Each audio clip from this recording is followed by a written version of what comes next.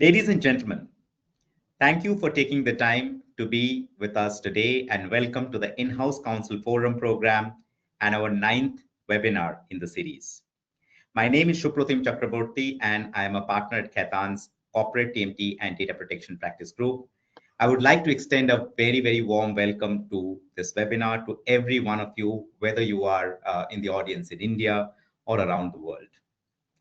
The In-House Council Forum program, as you know, is designed to provide training and education in legal operations, business management, and substantive law relevant to general counsel and their in-house counsel teams, as well as a discussion forum on contemporary issues relevant to the in-house community in India. Our subject today is in-house technology. On this slide is the agenda for today's webinar. In summary, we will have an expert panel discussion followed by a Q&A session with audience questions. We have already received several audience questions, and if you do have any question, please do submit them using the facility provided in this webinar portal.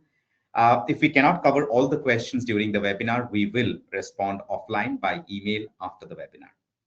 Also, please note that a copy of the presentation, summary notes of the discussion, and a recording of this webinar will be sent to you after this webinar as a matter of course. So no need to put that on chat box whether we will be sending these or not. It will be provided to you. Now let's get started. In-house legal teams today are under growing pressure to operate with the same speed, transparency, and efficiency as the business functions they support, right? We are all aware. As companies scale, manage increasing regulatory complexity and they're facing cost optimization demands, in-house technology has become a critical enabler of modern legal operations. Tools like CLM system, workflow platform, e-billing solutions, and now generative AI are transforming how legal teams handle volume, reduce risk, and deliver consistent data-driven advice. Discussing in-house technology is important because it helps legal leaders understand which processes to automate, how to prioritize investments, and how to balance innovation with security, governance, and cost discipline. It also offers insights into the emerging capabilities, AI, analytics, smart contracts, and whatnot that we will soon reshape how legal teams function. For Indian in-house counsel, especially, this conversation is timely as digital adoption, regulatory expectations, and stakeholder demands continue to accelerate across industries. With this, let me get started with the panel introduction. Everyone who has registered for this webinar should have received by email already a summary of the panel members and their credentials to talk to on today's topic. So I will not spend too much time introducing them. Suffice to say that they are all experts in their subject matter and qualified to express views on these issues.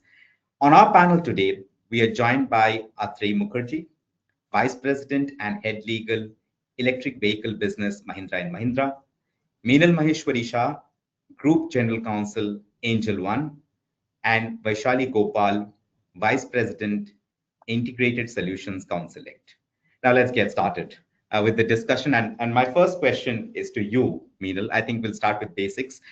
So what are the top three legal tech tools your in-house team currently relies on, and what problems do they really solve? Thank you, Supro, and welcome everyone. Thank you for spending your time with us. I hope we are going to be able to make it valuable. So the top three tools that we've adopted internally are the number one tool that we find the most useful is the litigation management tool because of the volume that we deal with, along with the notice management tool. So we've integrated them into one tool, one solution, where it's very interesting how they remind you when the matter is coming up, so you're able to prepare adequately for it in advance. That is an extremely helpful suggestion. Another is the way some of these tools can now, when you just put in the documents, it automatically generates a list of dates. So otherwise you would have an intern or or an associate actually prepare a list of dates whenever you are starting litigation, because you will file it along with the filing, and also when you're preparing your defense and the evidence, etc. You need these kind of list of dates. And the cool things about some of these tools are now the one that we use, especially if the email says this happened on Thursday, or on Thursday this meeting happened, they actually pick up, okay, so this is the date, because they see the date of the email, they include that Thursday, and they say, okay, so 4 days later, so that will come as the date, and this is what happened on Thursday. It is actually benchmarked against that date. There's no Thursday mentioned in the list of dates. So some of these things are really, really helpful.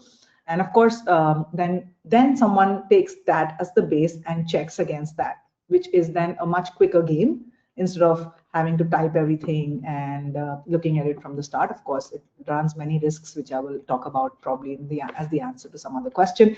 And so that's the number one tool that we rely on. Another one, and also within that, is the notice management. So for example, you have so many requests from the police or from the various crime authorities, because where they ask for data, because you have personal data that you have with yourself, or any transaction where the proceeds of crime have actually passed through your app. So you have to submit all of that data. So which was the date, so you can actually track everything against each other, which is beautiful, because then you actually know, okay, what exactly happened on this date. Suppose this, so the information doesn't die just because an email was, the person left and the emails are gone and no one has any idea what happened on this matter. So that's another, so notice management and litigation management is the top, tool that I personally am the most fond of. Then you have the contract life cycle management tool, of course, where you track all your contracts. So it's nice because you have all the versions saved in a very sequential manner. You know exactly what this guy said and that guy said. And the cool thing about this is that it's a kind of like a brainchild, where we then approached the tool company and said, you need to build this out for us. And we actually drew everything. It was the first time I was working on actual technology. I think I actually did the technology part myself, not just like some clauses or something. It was really amazing, where I said that through the tool itself, what you're going to do is that, suppose there are 5 deviations in the contract which we are not, as legal team, able to give a sign off on. So level 1 approval will automatically go to the tagged business leader, and if the CXO approves, then and then we've built inbuilt limits where if it is above that, then it automatically goes to the CEO. And people have to write the reason for why they are accepting this deviation, so that if later on, 5 years later, you have an issue, you actually know exactly, you backtrack that, and you can see that you have an approval with this reason from this person, and you've internally built matrix where the tool is understanding when to actually escalate it to level 2. And these are things that I've built with my own hand in some way. And I think that's the reason. So I can say that I like it a lot, but then there's the bias that I've kind of built it myself. So I am very proud of it. And the third tool, while we use many, 2 more tools, but I think one of my favorites is the IP management tool as well, because otherwise we were running to law firms saying, whether this trademark exists or does not exist, etc. Now we don't have to. We can just type the trademark in, and or the mark that we want to search for automatically generates the results, etc. So we don't have to go to a law firm, and then they will have like a 48 72-hour tag, then you have to wait for this. So here you can, it's an era of instant gratification, we all know, through our kids. So I think yes, so there's an instant gratification through these IP management tools. And you also have, given if you have like a 200 500 portfolio, large portfolio of trademarks, and it's very easy to track, okay, this is under objection, or this is something that we have registered, which stage you are at, and what are the various trademarks you have at a group level. And I think so these are 3 tools, Supro, that I think are a few of my favorites. Yeah, Thank you. That was very comprehensive, Meenal, and I do agree. I think these are some of the important and nowadays maybe basic tools that we must have. I got reminded of an M&A transaction which we were doing, and there was a time when we just could not draft anymore the permutations and combinations, and we started drawing diagrams. Okay, that and it was put as an annexure when we were helping some of the tech teams to build, we were doing similar diagrams, and I realized that maybe somewhere this is also an essential acumen that a lawyer now needs to have, that how do we put this in simple diagrams for a tech guy to maybe build on. Yeah, excellent point. I will move on to the next question, and this is to you, Vaishali. You wear a very different hat, and you see outside into the legal teams and how they're working. So the question to you is, which legal tech tools and platforms are most effective in helping in-house teams solve operational challenges? Thanks for having me. And actually, I'm going to build a little bit on what Meenal shared, because those are actually practically what we are also seeing. The first place that I see in-house legal teams getting a benefit is from intake and triaging tools, because there's a lot of requests that come in. 3 out of 5 in-house legal teams that we work with, invariably there are multiple requests coming from different business stakeholders. So having the ability to have a centralized approach to look at all of these requests that are coming in, and routing them and triaging them in a smart way, this is becoming more and more necessary, right? So this is the first one I would say. The second one definitely is the CLM tools, because 60 to 70% of the work in in-house is around commercial contracting. So both from draft to execution and the contracts intelligence that you need, this is particularly valuable, and we're seeing big benefits on that front, which I'll unpack in terms of impact in further questions. The third thing I'm going to call out is some of the global GCs that we're working with and chief legal officers that we're working with also have compliance under them. So compliance tools are another piece that are coming in terms of how well are you operationalizing compliance, and reporting on how compliant you are as an organization is becoming very critical to understand those metrics from these tools. The fourth I would add, which is extension a little bit of the CLM, but actually a slightly different lens, is when you think about knowledge management tools, because there's a lot of advisory and a lot of policy and all of these things that are floating. But how do you bring this into a centralized knowledge management tool becomes really, really essential. And we are seeing legal teams now trying to build out intranets and really good knowledge management spaces to collaborate with business on making sure we're retaining this corporate memory in the right way. These are more common commonalities that we are seeing across legal departments. But if you look at where it deviates a little, is for example in organizations that have more disputes or litigation, then litigation tools kind of come into the mix. IP is another one. So then there's add-on tools that come into this mix.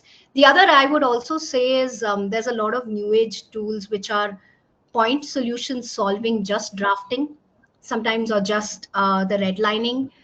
Custom GPT is being built out for summarization, Copilot.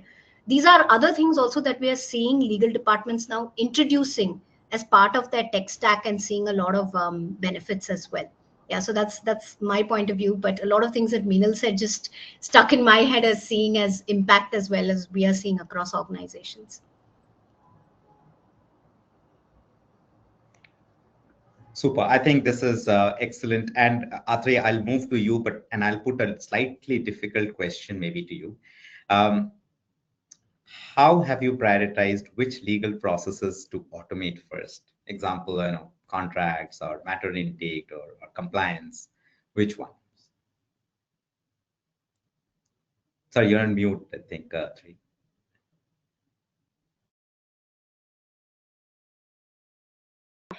Okay. So thanks for having me here, Shupratim. I think this is building up to be a great conversation, and lovely to hear thoughts from Meenal and Vaishali also on the subject. So my experience actually as in-house has been a bit varied. So I have in my in-house roles, I've been with a very large investment holding company, then a smaller tech-focused investment holding company, again for a very large conglomerate, and now in the thick of things in a very large operating setup. So what I've realized is that it really depends. The prioritization depends upon what you are really doing. So as an investment holding company or in an M&A profile, for example, contract management, life cycle management is not really necessary. And I remember numerous instances of, vendors reaching out to me saying, we have this fantastic CLM system, and I'm like, I don't need it, right? But the same guy was very useful, or the same tool would be very useful for, the investee companies, the portfolio companies, right? Similarly, what I noticed in the portfolio companies when I was uh, the tech venture arm for Tata's, I could say, uh, is that, again, different companies would have different requirements. So for example, an IP tool, for example, that Meenal was describing, is very important for maybe one investee company, but for the other one that's more consumer focused, it's perhaps, a case management is more important for them. So it's really about, so for example, like I'm saying, that I used to be not interested in CLM systems, but now I am extremely interested. Also, again, in-house teams are treating compliance either, sometimes it is rolled under legal, or it's a separate, department altogether. Sometimes it is rolled under company secretary. So for example, again, as part of an investment holding company, which are NBFCs, typically compliance is very close to the company secretarial function, and they need a lot of help in, sort of, mapping.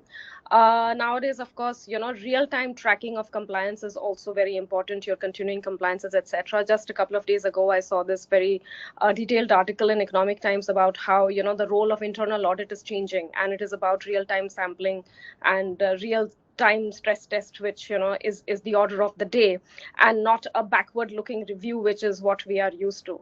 So again, for a highly regulated entity, whether it is an RBI regulated entity or any sectoral regulated entity, again, the compliance becomes much more important. So I think that, that's how. So here, like for example, in my current role, CLM is perhaps, most important. Another thing which I have really enjoyed in the past is, we used to have enterprise Claude in my previous role. Here we are using the Copilot, which is the Microsoft inbuilt into, all the entire Microsoft suite. Sometimes it is interesting to kind of, pass a provision or a clause of a contract through it to see whether, it is airtight enough, it can be improved, what are the counter arguments. So it's good to, get into a conversational thing with, some of these AIs, which are, and they're really good, like whether, you're using the enterprise level Chat GPT or Claude. They're very good at these conversations, and they can sort of, really provide some good insights, which is helpful for transactional in-house lawyers as well. So I think that, it's really what role you are in. So currently I would be focusing on, say, for example, these two things would be my priority: contract management and some amount of research and support in, drafting, negotiation, etc. Perfect. Now that the first round of questions are over, a surprise for all of you. Please be prepared for a round of rapid fire questions at the end. And ladies and gentlemen, I would request you to stick on till the end, because I'm sure you'll really, really enjoy the rapid fire. But why don't I get started with the second round, and I will come to you, Vaishali. Again, the reason I'm putting this question to you is because you're wearing a different lens, right? You are looking from outside in perspective into the working of these legal teams and legal organizations. How do you suggest that your clients evaluate and select vendors? What are the non-negotiables? Some things that come to my mind is like security, data residency, depending on what kind of data is there, or integration. What are the things? Yeah, that's a great question, Supratim. I think, see, the first start point has to be what your from your business priorities, what kind of tools you're looking at, right? And in that lens, seeing what's a must have and what's a nice to have before I get to the other elements. For example, with if you're picking on CLM, certain businesses look at improving the workflow, whereas other legal departments are looking at improving the intelligence that they want. So you have to look at what's a must have from a feature standpoint and map that very critically. The second piece there is, I look at usability as a big element. because adoption for legal departments and downstream is really, really critical from a UX standpoint. The more complicated it is, the more difficult it's going to be for these teams to actually look at those aspects. The third, I would say, is how difficult is it to implement, deploy. I think that's really, really critical to understand. There are a lot of legacy tools that have requirement to have technical expertise also to deploy these tools, which means you have to involve a lot of IT and all of these aspects. Newer tools have more no code configuration and these things. So how quickly can you get started off and go live, right? Like, I think that's a critical thing. The in context with that, also the way they support customer support, right, to queries, to prioritizations, to issues that come up from an SLA standpoint. Table stakes for sure is data security. If they are able to look at the kind of complex security policies usually that are required, because there's a lot of sensitive information, are you able to configure those or lend them also to these tools as well? The what you touched upon on data residency is definitely a case. If you're looking at jurisdictions where this data resides, these servers are set up. This is a critical point of view that IT questions a lot, and so will legal departments that look at this. Integrations, particularly what we've seen is if you're going to bring in a tool that is a CLM where sales or any other department is involved, they're going to care about whether this integrates with their CRM, whether it's Salesforce or any of those tools. It's the same with finance. They use ERP if they want to use any kind of aspects from the contract to do billing accuracy or any of those use cases. They will care about how you're able to integrate with these tools as well. And the kind of support, again, how complicated is it to integrate? Is it seamless with their APIs? That's one. The last thing I would say, and this is coming up multiple times as we're seeing this, is business continuity. Because now there's so many tools in the market, and a lot of them have great potential. But you can't have it that 1 year down the line, they go out of business, right? For some reason or the other. And this is becoming critical to evaluate also, because then it sets the legal team back to zero, right? Because suddenly they are in a fix. So if I look at it from the features that are must have that line up, the usability, the UX aspect, the customer implementation experience, data security, and the data residency, as well as the business continuity. So these are some of the lenses and framework that we use when we're looking at vendors for in-house legal teams. Super. Vaishali, before I move on to the next question, I think two small anecdotal points from my side. One is on data localization. You know, this new data law has already kicked in 18 months, you need to Yeah. be compliant. So there is a possibility of a negative list of jurisdictions which will be called out by the government, and you will have some restrictions in transacting in data who are those countries. So when this drafting was happening, I spoke with one of the draftsmen and said that, sir, how will you come up with a negative list of jurisdictions for a country like India, right? It will look really bad. So he said that, listen, you've seen FDI. We will use some smart language like countries which have got common land boundaries with India, probably. But now that this was like much, back in time. Now with the present trade tensions, I wonder what would that list look like, right? It's a very difficult, I think, guess to make. And if you have already built in certain things where there is cross-border flow of data into certain jurisdictions and it gets stopped or stalled, difficult times. Next one, as very, put very well. I think there's some of these tools which are being kind of prepared by some organizations, which are maybe frequently changing hands. There are investments, etc. In one such situation, we realized that the service recipient got a shock of his life that this particular service provider who was handling good amount of critical data of that organization was actually already acquired by a competitor. So, so these are realities. I think very well put. And now I'll move on to Atri, and this is one of my favorite topics, Atri. How do you manage data privacy and security across legal tools, especially when tools are provided by, say, international vendors? Um, Actually, what I realize what large corporates do and what we've been doing is rely upon the big tech and really deploy either a Microsoft or, for example, any of these named parties. Uh, kind of, with the certainty that they would be in compliance with, the applicable law, specifically GDPR, etc.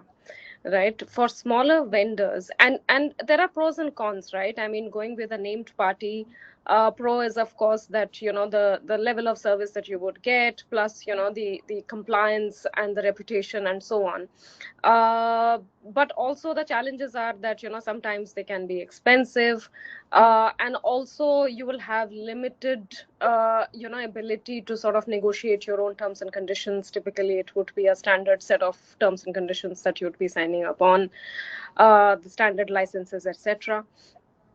For smaller vendors, of course, you will have to kind of do a fairly good amount of diligence. And for large Indian corporates, uh, a GDPR check is also just as equally important. And now going forward, of course, a DPDP compliance check. So that is something that, is of course the order of the day. Plus, I don't know, Shopro, has the new law also rolled out any model clauses, how we see in EU the standard contractual clauses which are absolutely required, or are we supposed to sort of, create those provisions now, as in draft those provisions in line with the law? The So, news is good and bad. They have given certain thumb rules, but they have said okay. that this is flexible. You adopt the way you want, but that also puts us in a bit of a spot, because then if you have not put some things maybe very accurately, one can always Yeah. question. The it's Leaves it, always in the yeah, hands of leaves the room for interpretation, whereas having well, model clauses is really very good for, from a compliance point of view, where everybody is on the same page. So that is something I think the government should really, look into, especially if they are concerned about like a negative list and so on, and ensuring that, we are complying with the law when it comes to cross-border transfer. The earlier standard, or the standard so far under the 2011 rules, for example, that, you can only transfer it to parties who have same or a similar standard. So now what really is the standard? So I think that is something that's going to be important and will become a important point of evaluation when it comes to vendors who would receive and process any kind of personal data. Because like I've heard companies say, oh, we don't have any, we are not customer facing, so we are not keeping any customer data. So then we have to tell them that, look, you are, collecting so much employee data and so on, and, data of, any counterparties that you're dealing with, your vendors, etc. So there's a lot of, personal information in any case sitting in any system at all. And then if, that's being used and, handled for any purpose, whether it is, any kind of, insurance, or, any other kind of, HR purposes also. So that I think that, this kind of a GDPR plus a DPDP check on any kind of cross border use, especially relevant for Indian MNCs also, with, offices in different parts of the world, where, there can be a very easy flow, where people are seconded and so on and so forth. So at least we are stressing that, the check should include GDPR compliance checks as well, because we never know when there's so many, Indians who have, like, citizenship of, various European countries also. So I think these are some of the checks, and of course any contractual provisions that, can give us comfort. But yes, I have seen this tendency of relying on very big named parties uh, to kind of mitigate, any kind of risk, and also to kind of, give ourselves the comfort that, okay, we are dealing with, the who's who. super. I think Meenal wants to come in, but before that, just one small point I wanted to make. Recently, I was in a meeting, and the CTO was also in the room along with the board of directors, and it was a manufacturing company. And like you said, Atri said that, sir, I can tell you with certainty that the new data law does not apply to us. It does not apply to any manufacturing company. And we were taken aback and said, how did you know? He said that I got a WhatsApp forward to this effect.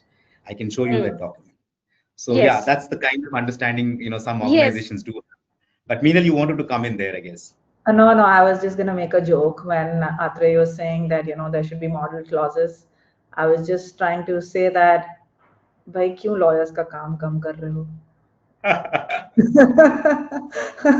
Okay. Now, coming to you, Meenal, I think on that note, results. Okay, now let's talk about those. What has been the biggest measurable benefit, whether it is time or cost or risk reduction from adopting technology thus far? I think the biggest advantage is relevance. You're relevant because you can actually speak to people in the organization. And if you, because it is through this usage of these tech, I mean, I probably can start with many other benefits, reduction in cost, time, etc., etc. But why I'm saying this is that these days, if I was not implementing these kind of technologies, I would not know what SOC means. I would not know what prompt means. I would not know so many things that I should be knowing, and because it is through this implementation of these tools that I know so much about cyber resilience. I'm able to read cyber resilience circulars, the kind of words, etc. Because the people that now you're going to deal with are all going to be people. If you talk to my son, for example, if you did not if they're all tech born. So I think to be relevant at home and at work, and the fact that someone is actually, the tech team, when you talk to all the youngsters, 18, 19-year-old guys, if you don't know their language, then I think they anyway, I don't think are really very, very interested in listening to you. So I think number one is the fact that you're able to build trust with people, because these tools, through the implementation of these tools, you actually learn their language and their world in some way, because you're executing it with your hands. And it is, macro level, knowing something because someone said something, and actually going and implementing something and writing code and seeing how you can build an app without a code, so no code app building, etc. If you don't know these things, I don't know any other way of building trust with the generation that we are going to be working with. So that's for me, number one, learning how to build trust with the generation that we're going to work with. Of course, on a very ROI perspective, on a very, very tangible perspective, one of the very, very important things is organization and how you organize your data. Data being organized is representative of definitely lost knowledge. You don't have any lost knowledge when you have organized your data. Just imagine someone doing a research and they have kept a log somewhere, and through a system you can search whether any research was ever done on this topic. You're absolutely saving so much time and cost on reinventing the wheel. Even though the research was done 7 years back, you can start from there and build on to the 7 years of updating that note from there.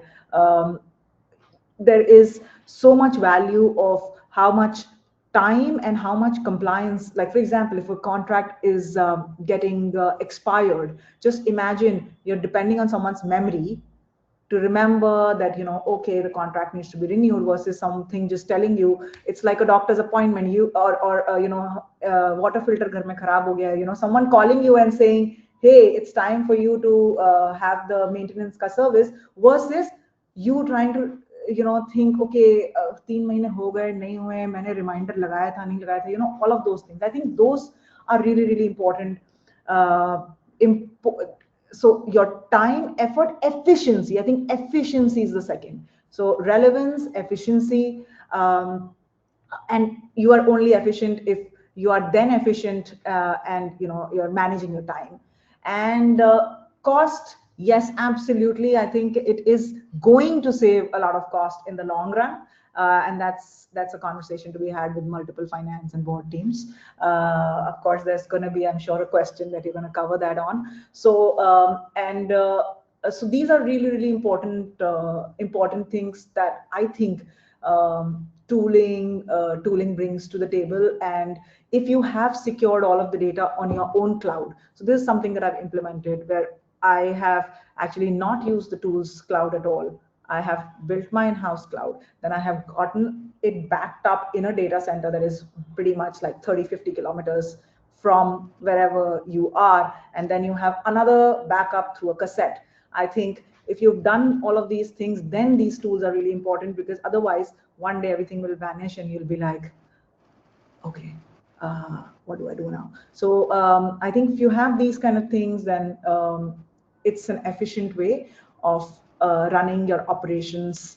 and making sure that that you're able to then concisely show that how much cost you've saved. Because at the end of the day, the boards and the CEOs, the CFOs, the management team, you have to actually add value of time to money.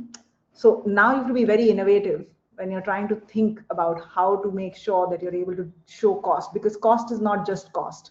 Cost is time, effort, money, the time of this, the kind of the size of the team that you need versus the size of the team that you need now. So all of that you actually count or account for when you are doing the cost analysis, and that's how you will see that it's actually even cost that you save. So these are a few things, Supro. Thank you. Thank you. Very, very comprehensive, Meenal. And I would request the audience to please put in all your questions. We have some coming in, but we would request all of you to really put in all the questions that you have. We have the benefit of the best in the industry, so let's hear from them on these. I'll move on quickly. And Vaishali, this question is to you. I keep repeating, but I'm telling again because the question again to you is because the lens that you're wearing, okay, inside, outside in, across in-house teams, you have worked and observed what measurable benefits, time or cost or risk reduction, have you seen from successful tech adoption perspective? Yeah, Meenal, you kind of your insight kind of reminded me of a former life when I was heading product and building product. So the relevance point really stuck with me. And what I also took away, one thing that I want to plus one before I go to some of the aspects, is the resilience you're building for the organization. I think we're doing all of these aspects is huge, right? I think that's a big impact as well, particularly. But if I come down to things like the first is time to value. Honestly, the turnaround time that I've seen legal departments impact. For example, one of the legal departments that implemented a proper contract management tool was able to literally take their NDA process prior to that from like 4 months going all over the place to 3 days. So you could clearly see that turnaround time changing. And then the individual lawyer's time as well, we were able to see an impact from something that took an hour went to 20 minutes, right? So these all things from a time standpoint and efficiency aspect, you can easily look at coming, making an impact on. Meenal touched on the fact of organizing your data, right? So one of the things that we've seen that questions coming to the legal department, either finding a document or querying something, right? Just searching for information, 25 to 50% of that due have reduction in just quickly getting to those answers, right? Like due to this centralization, making it searchable, all of these aspects very easily. When I come to things like cost, right, automating a lot of repetitive legal work that happens, there you are definitely seeing cost savings come in, because you're looking at like 15 to 20% kind of cost saving, and then it goes up from there. But these are things that over a period of time, like Milan mentioned, you're able to measure in the headcount that you're bringing in and all of these aspects, right? The risk side is very interesting. If you think about it, my lens when you're speaking about reminders and all of these aspects, right? If you look at contractual leakage, especially because of things like churn, not knowing when your contracts are renewing, these kind of aspects are really critical impact areas for organizations. And one of the organizations that I worked with, their sales team was basically dropping an account if it took more than 15 minutes to find the contract. So just imagine for renewal what that meant, right? So the churn ratio that we were able to impact over there was very high. They sound very simple to know where the renewal is, but essentially that commercial risk that you're impacting becomes really critical, right? The other side is compliance. If you look at being able to have the right reminders or around compliance, we have seen almost 30% stoppage in missed compliances off the bat, right? And then that keeps increasing over a period of time. So the lens wise, there are varying impacts that we've seen depending on how well the tech has been implemented and adopted across the board.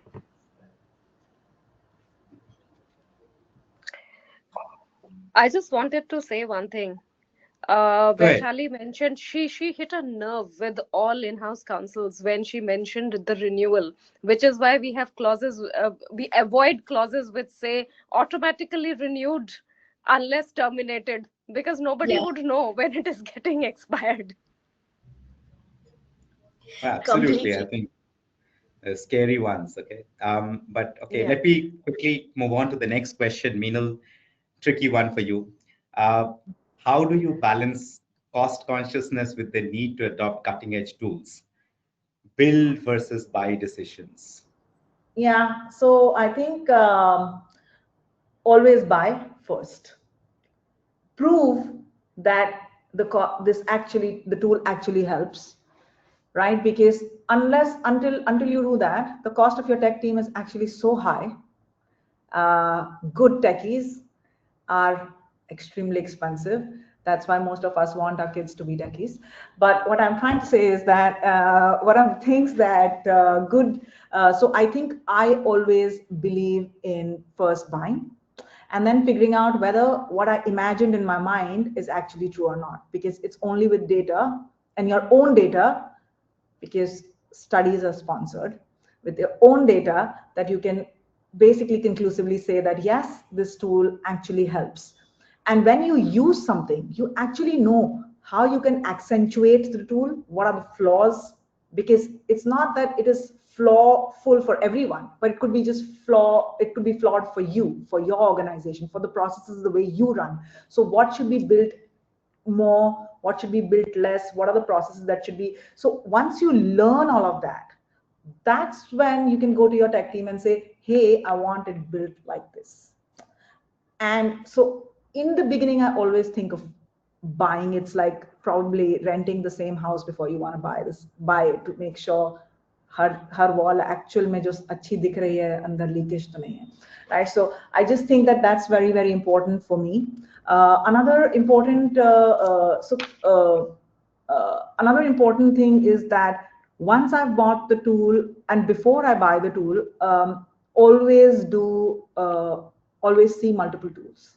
That's very important. It's like I think I must be saying something that is very very obvious, but I just want to make sure that I complete my thought. So always see multiple tools, figure out the ROI on those tools. Also, always take a 2-year horizon, not a 1 month.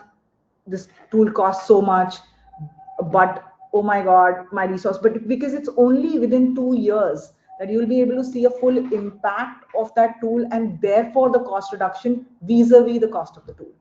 So I think that's another important thing. I mean, a very very short and myopic view of technology will always, you'll always think, "Arey, itna mehenga hai." Okay, so I think that, so you see it in a 2-year lens. Another thing is that when you're then doing it, you measure the cost. You keep a diary, or you keep, okay, a tech, we're talking on technology, so keep a note, or a notepad or something, where you keep saying, this is the cost of my license. So for example, if it costs 10 lakh rupees a month, then how is it that how is it progressively affecting the cost of running my operations? I think if you have that kind of data, then convincing boards, CEOs, finance, everything becomes really easy, and convincing a tech team to actually build it for you over the long run, if you really think the math works. Because then you have to make sure that if the license is only costing 20 lakh rupees for 2 years, then is the tech team's time worth it if you have actually bought in your own cloud? Right? So I think there's a lot of things that are very very necessary. So it's actually like to become like a slightly like, so I know now lawyers are not lawyers anymore. This is kind of like a finance and strategy kind of role, whatever I described. But then we are in a multidisciplinary world, and I think all of us are many things, not just one. So I think yes, having a very very good strategy, finance, understanding how the ops will work, figuring out how we will talk to the tech dudes, all of that really matters. Right. So again, one more reminder for putting all your questions, but I will come to you, Atri, and this, I believe, again is a slightly tricky one. Uh, how do you upskill or hire to get the right mix of legal, tech, and data literacy into your team? Shupratim, I think interesting question, but I think that lawyers have. I don't subscribe to the view that lawyers have been very conservative about tech adoption and all. I think we have all been fairly agile in tech adoption, and even decades ago we were doing all Manupatra and all the research tools that that's the first, I would say, area of law that became like we had online platforms to help us with it, and research was automated to whatever extent. I remember that pre I would say the pre AI era, when again, that wasn't too long back, when I did my English solicitor's exam. And a part of that exam was that they would test whether the solicitor can actually navigate the online research tools, and they had two of them. I remember LexisNexis and Westlaw. So as preparation for the exam, we had to make ourselves literate and actually fairly proficient in how do we navigate these tools for legal research. And for the theory exam, as in it's the you had to kind of figure out and do the research using only one of these two tools, right? So I think that some of these things have already been built into our legal education, and I do hope that maybe CLAT and all would also incorporate some kind of or even the bar exam, for instance, would incorporate some amount of tech literacy. And but what I have seen in my previous organization and here is that I think lawyers are becoming well versed with tech adoption, AI tools, because especially with proliferation of chat GPT, I think that people know that the benefits of that. At the same time, it is a bit risky because of what happened in the Samsung case, for instance, right? Where sometimes it would be very scary if a newbie were to just put some very confidential transaction document suddenly up on uploaded on one of these tools. So therefore, that is where the tech team and the technology office really steps in and ensures that that's not even possible, right? So like in my organization, that's not even possible. Like nobody could even do that. So I think that so I think it is part of the legal education journey, as well as now in the AI era with the LLMs and the generative AI era. I think that most lawyers, especially the younger ones, as Meenal was saying, that they even speak in a different lingo these days. So we have to just keep up with the Gen Z, 6-7. You've been hearing about the six people in the seven team. guys. Yes, yes. So they come and suddenly they would say something, and I'd be like, okay, come again, tell me what it is. So, yes. So, but you would find lawyers being very comfortable with things like what is distillation, what is extraction, what's happened. Because, even if you look at, you want to follow what's going on around the world and say that, what are the allegations of OpenAI against DeepSeek, or, understand what is the copyright case, like a host of, for example, media houses in India also, just like the NYT versus OpenAI, there's a host of media companies in India that have filed against OpenAI. So even if you just want to sort of understand what's going on around the world and sort of keep yourself abreast, there is no way that lawyers in our era cannot know. So I think constant upskilling. So I suppose checking when you hire, checking that the person, yes, is kind of versed with tech, what kind of tech tools the person has been using in the current role, for example. So what is the proficiency of that person with different tech tools, and of course the ability and the capacity of your organization to kind of also help upskill. So as part of for example, if you are at a group level and you have like a host of invest portfolio companies or affiliate companies, sometimes they would also from a cost measure would have very small teams of maybe twos and threes, and they are like really stretched, right? So to kind of also help them understand what tools are possible, and where maybe a group center company can help allocate or share some costs and all that, so that they are also able to kind of get on board with some tools tool. So I think some of these strategies, and here legal would have to work very closely with the tech office also to make sure. So the technology office and legal would have to work very closely to see that how is it possible. So I think that's the way to kind of go about it. Super. I think Vaishali wants to make a point. Go ahead, Vaishali. Yeah, yeah. Atri, I completely agree with what you're saying. What I just wanted to plus on that is with GCs that we are working, they do look at tech fluency as something when they're evaluating people. So it's more and more coming into the mix, and most of these lawyers are looking at that. But one of the things that I did see in some of the conversations we've had with students that are now passing out, coming out, right, is with Gen AI in the mix. How do they need to operate a bit more? Because this is a little different from how you looked at legacy tech, right? So from that angle, one of the questions that keeps coming up to us is it's doing a lot of the reasoning. So how do we operate in terms of learning from there, right? So one of the things that we are working with young lawyers on is to help them understand how do you look at challenging the AI on its reasoning. So helping them build interpretation frameworks on testing the referenceability that's coming out from these tools, but the explainability as well. How has the AI reasoned all these things, and what questions you need to ask to reason so that you can trust the output. So I think these are the additional things that we need to help augment. They are tech fluent, honestly, like you're saying, but to build the peripheral elements to be able to make sure they have confidence on what they're learning and what's coming out as well, right? So that those are the skills that we're also trying to help augment for young lawyers. And also, Atre, just to let you know, in that famous OpenAI versus ANI case, we are representing OpenAI. So there are a lot of Oh, learnings which are happening in excellent. house for us as well. Wow. Yes.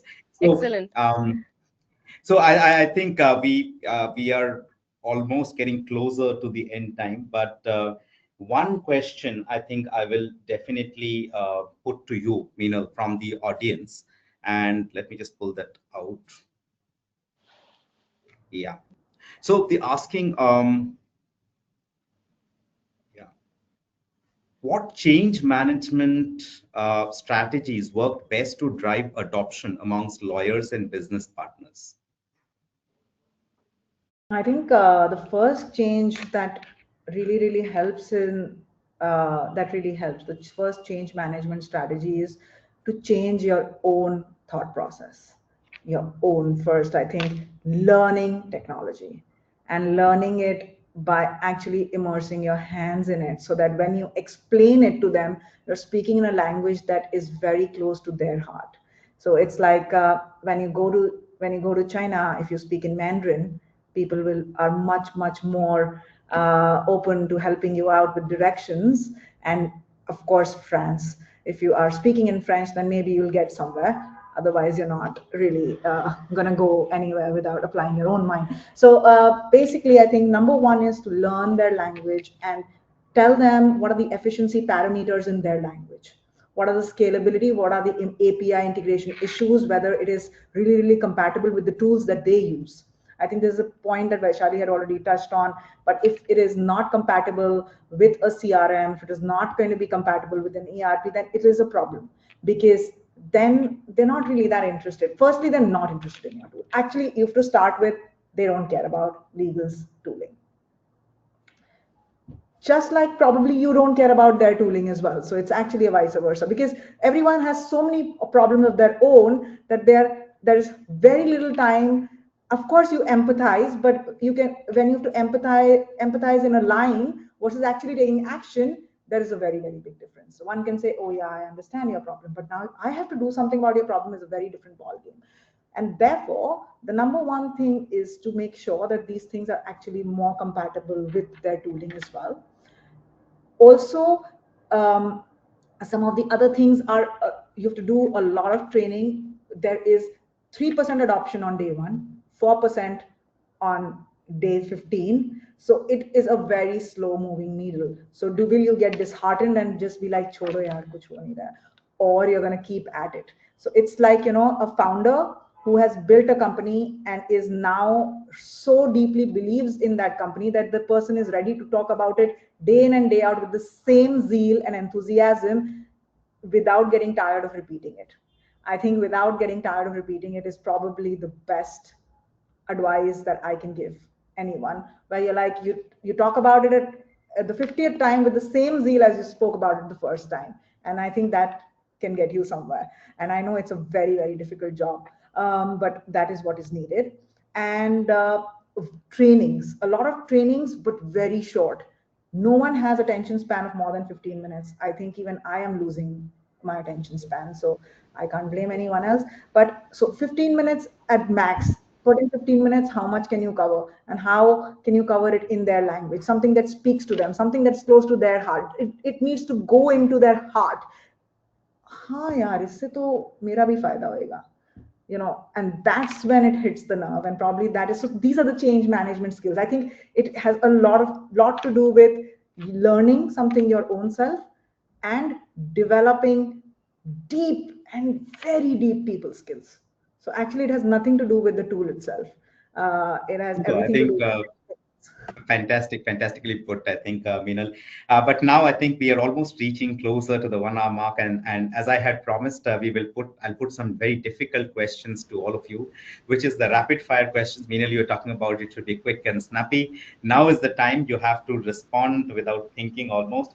First set of questions, and there'll be three questions each, uh, and you cannot pass the question. Okay. Our three first set of questions is to you. What's the funniest AI hallucination you've caught? Okay. Very interesting, actually. I wouldn't say hallucination, but sometimes, how it's also because we are also learning, the correct prompts and so on. And because we are adept at, human conversations in a particular way. So I've realized, at this one instance when I used a figure of speech. So I was, I think, talking to either Claude or ChatGPT, and I just said that, I'm, in the middle of a negotiation. This is the argument being made broadly by the other side. How do I slay him or slay that? Something I used. And suddenly it launched into a whole spiel about, how it's not allowed to help me kill somebody. It's against its policies and so on. So, and I'm like, stop, figure of speech. I need a counter argument, you know? So, Excellent. so these Next kinds of question. things, yeah. They'll be quick, okay? If your legal tech tool could talk, which tool would gossip the most and what secrets would it spill?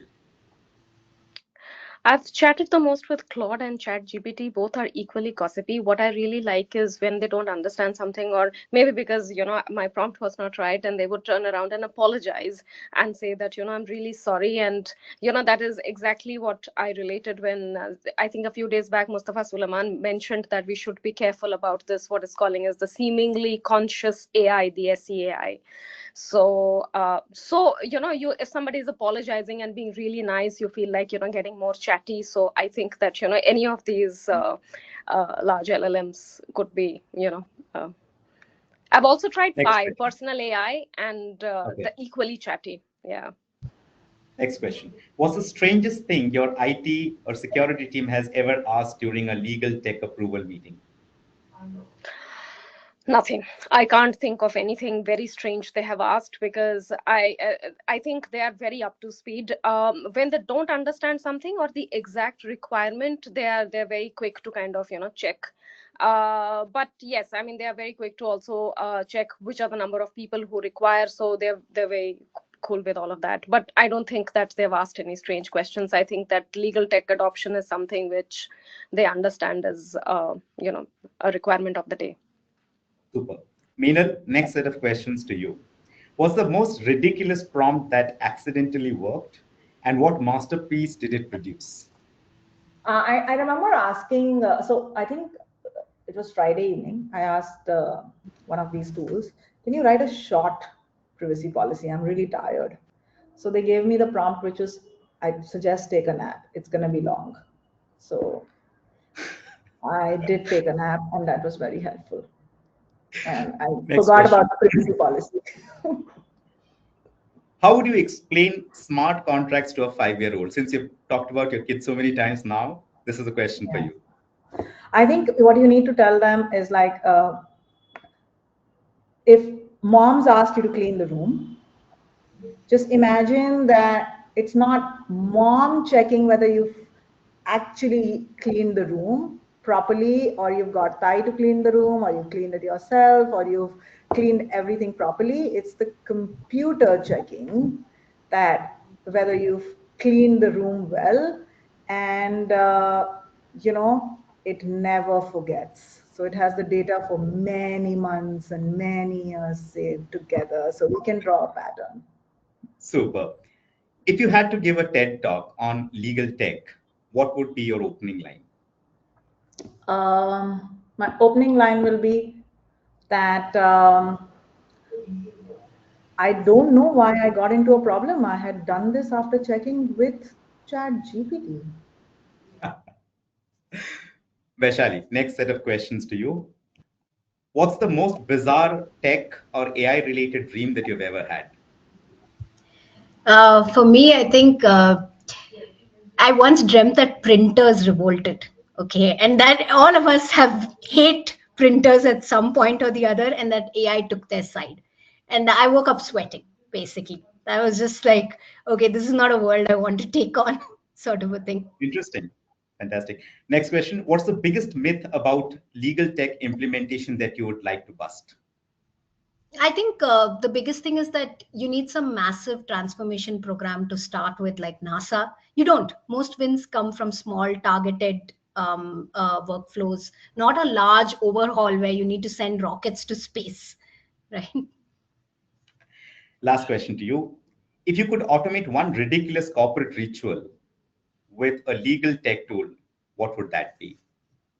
Chasing people for contract approvals or any kind of approvals. I love a bot that gently and persistently reminds approvers until they apologize to me, right, for not getting it. Fantastic.